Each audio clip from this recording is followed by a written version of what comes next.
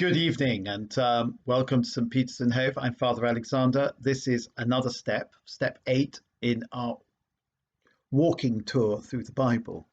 One of the things about a walking tour is it generally tends to be starting at A and going through to Z via B, C, D, E, etc. Whereas, of course, the narrative of the book of Genesis and the narrative is becoming more plain, I think, when you meet the character of Abraham. The narrative of the book of Genesis, nevertheless, has many, many meanders.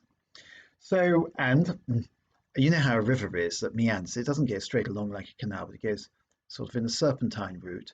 And sometimes it even sort of backs up on itself, so to speak. Now, you get repetitions in the book of Genesis. So, for example, back in chapter 12, from 10 to 20, we have the story of Abraham in Egypt, where he lies, saying that Sarah is his sister, so that they won't kill him in order to seize his wife. The idea being that if she's his sister, there she gets a higher grade of protection.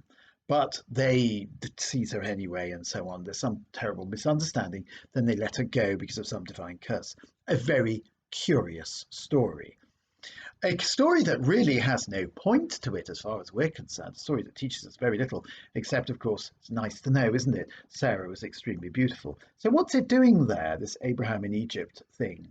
And indeed, this story comes up in various other shapes and forms later on. In fact, it's rather akin to the story of the Exodus. The Israelites are in Egypt and held there against their will and then sent out of the land. Take her and go, he says. In other words, they're more or less expelled, and the Egyptians are left looking stupid. So it's, if you like, a story about anti-Egyptian prejudice, which was obviously quite strong amongst the ancient Hebrews. Well, this story clearly was doing the rounds. This story was written down at some point, and then there came a point when somebody decided to put all the stories of the book of Genesis into the form that we now find them in. In other words, they decided to dice, splice, and sew together all the various fragmentary stories about Abraham and try to make them into a single narrative. But being Jewish and having a tremendous reverence for the written word, they did not want to throw anything away. And so therefore, things that we would think of as redundant, i.e. repetitions, or stories that are dead ends, cul-de-sacs, they get included as well.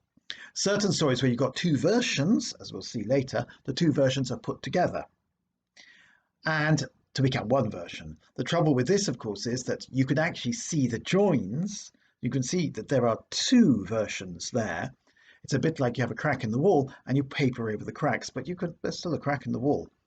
So the unity of the text comes from the recension.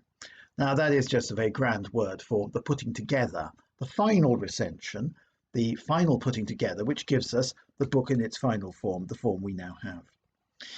I don't know if you've ever had anything to do with the production of books.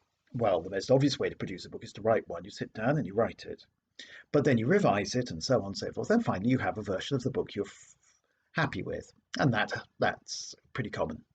And therefore you are the author of that book. Okay, fine. There's also another way of writing a book, and I've done this other way too. I've done the first way and I've done this other way. And that is you edit a book. You have a series of contributions, and you put the contributions together and you iron out any differences in style, in grammar even, any redundancies and so on and so forth, repetitions, and you make a coherent whole out of the various contributions. Now I've done that.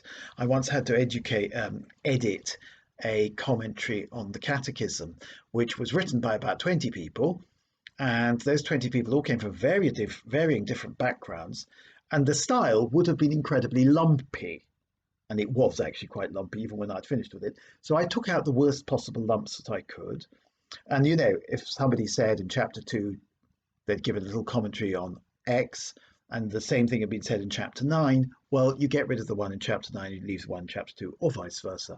You try and make it a smooth whole. You try actually to homogenize the book.